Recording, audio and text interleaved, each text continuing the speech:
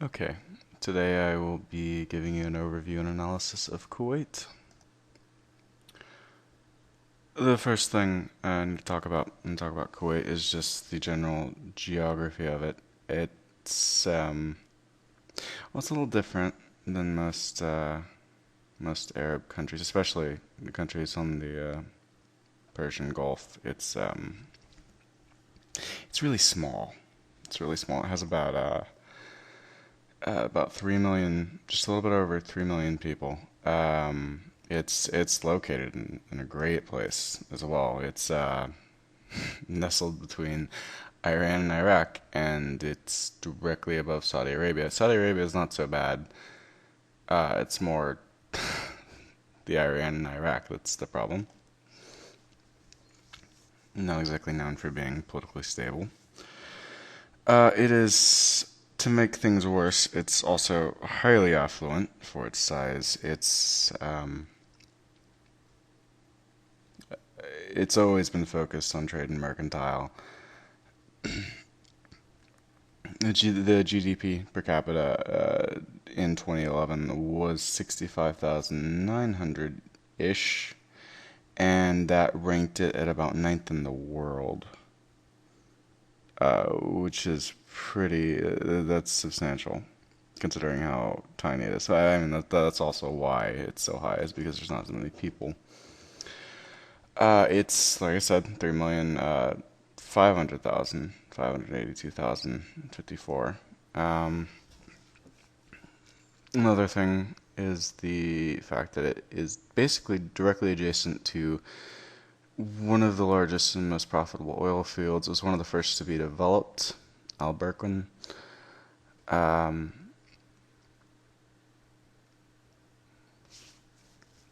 it was also one of the highest producing early on. So early, it's kind of a miracle Kuwait didn't get invaded before it did. So here we have Iran, Iraq, Saudi Arabia, and Kuwait, just right there in the middle. You'll notice it does have really good access to the water, which, I mean, I know it sounds obvious, but this is the Middle East, and it's extremely hot. Later on, Kuwait, along with oil, will do a lot of desalination stuff for make a lot of money off water. But let's talk a little bit about what makes Kuwait different, because there is a lot that makes it different. Well, for one thing, it's when it's not dissolved, the legislative body is actually fairly critical of the monarchy. The healthcare is phenomenal. Some of the best in the world. You it's completely free. It's completely free. It's not just free for you, it's free for your dog.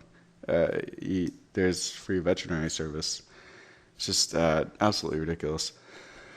Um, yeah, and citizens don't pay taxes. So, I mean, it's just straight from the oil.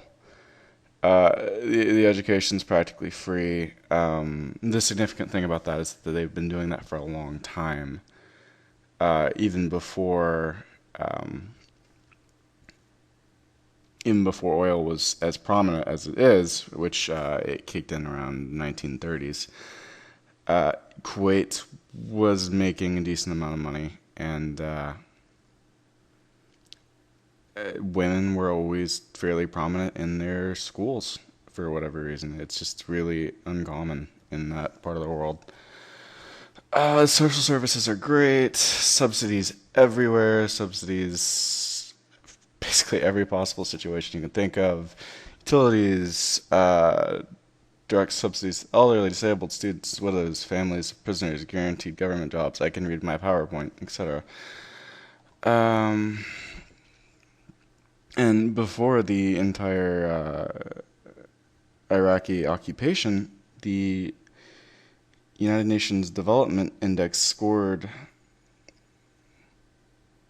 Kuwait's at the it scored at the top. The very highest. And of course, this all changed after the Iraq invasion, but we'll get to that.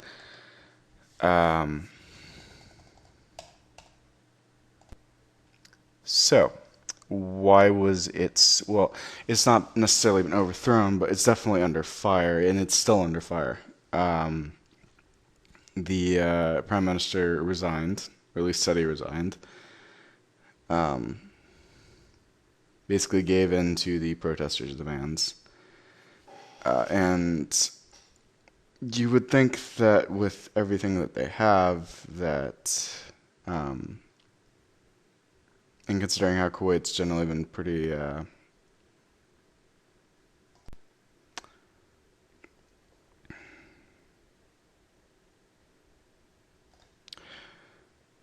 unlike several of its Persian Gulf neighbors, Kuwait has been consistently autonomous since the 1800s. Or 18th century, excuse me. Technically speaking, they elected their leader in 1757. A number of the families from the Anaza tribe got together and essentially chose Al Sabah, the tribal traditionalists and the merchant elite, which were and there were a lot of merchants in this group that migrated.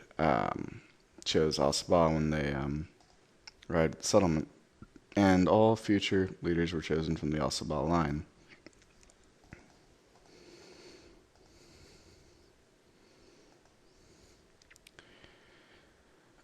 Right. So before oil, Kuwait was really into pearl diving, pearl exports.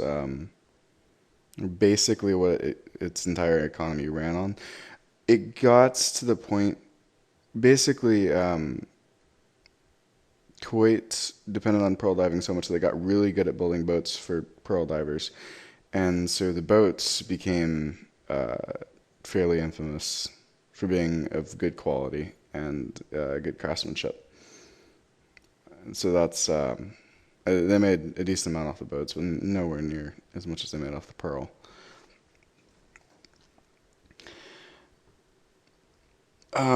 They really are. Kuwait's really kind of the Canada of Canada of the Middle East. They they um, they came into contact with quite a few groups, and not all of them. A lot of them had conflicting interests. But they maintained their distances. They didn't make any undue alliances, except for, the Ottomans, because the Ottomans were taking over everything, and basically you sided with the Ottomans or you got toppled. They met with the British, the Wahhabis. Um, and they essentially just stayed neutral, just sort of the merchant, ever the merchant, until the overthrow, or Mubarak al-Sabah's overthrow of the British against the Ottomans. Oh, excuse me. No, when he allied with the British against the Ottomans. It is a little unfortunate because in order to do this, he basically kills his brothers. And I mean, I don't know. It just Kuwait was kind of just weirdly innocent up to this point. You almost wouldn't know it's a Middle Eastern country, so I guess it had to get bloody at some point, but still. So here we have Iran, Iraq, Saudi Arabia, and Kuwait, just right there in the middle. You'll notice it does have really good access to the water, which, I mean, I know it sounds obvious, but this is the Middle East, and it's extremely hot. Later on, Kuwait, along with they haven't always alternated. Sometimes they've done, two Sabims and two Jabirs, but it's been fairly consistent. And so in 1938, we get our first real challenge to the autocracy and our first real I guess, glimpse of democracy, even though the thing was, democracy had nothing to do with it at all. There was so much else going on at the time. The pearling industry began to decline. The Great Depression was in full swing. So people weren't buying, even if the industry wasn't declining. Um, and the pearling industry was declining because Japan had learned to culture, or they'd come up with a good process of culturing pearls that was basically way cheaper and just kind of nuked Kuwait's economy. And to make matters worse, the one giant state that we're surrounded by that isn't crazy is actually fairly wealthy, and presumably we've been trading with a lot, has an embargo against us because of some quibble, disagreement. And so basically everything started going wrong at once. And so what happened was the formation of the Legislative Assembly was not so much a cry for freedom or political participation as it was the merchants who were really cut off from being merchants. I mean, the pearl trade was just gone, deflating like a balloon. Um, so they were grabbing onto whatever they could, and oil was kind of they got wind of it essentially and realized that since basically other people would be paying to come and take the oil, and so there really wasn't need for a middleman, and thereby it was probably all the funds were going to be monopolized by the monarchy. Um, so I mean, they got a little bloodless coup together. They overthrew Ahmad al-Jabir for about 6 months. Yeah, about 6 months or so, and then only to be overthrown. You know, basically just before they could even get anything done. But that did give the Kuwait public a taste of democracy, and it's doubtful they even really considered it. There was never any uprisings. There was never really any dissent. This ruling family is really kind of just odd because, unlike a lot of early Middle Eastern leaders, they weren't crazy and they didn't, want to commit genocides and weren't religious fanatics. They just wanted to get money and they actually wanted for their people to be happy. Um, yeah. So on to the leaders. We have Abd Allah as-Salim. He's a very key figure in the development of Kuwait. He's basically the one who redirected the wealth to the more social focus, to the services, the education, the healthcare. And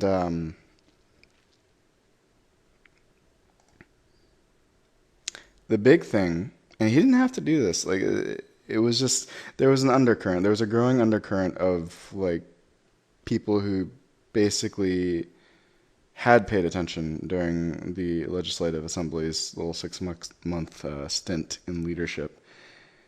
And yeah, it was just an undercurrent. It really wasn't even that prominent. There weren't big protests or anything like that.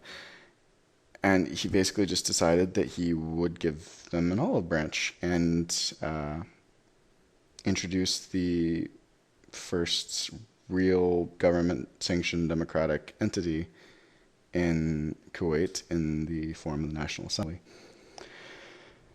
Now, the National Assembly was much better in theory than it was in practice. Let's just say that. It was a first step.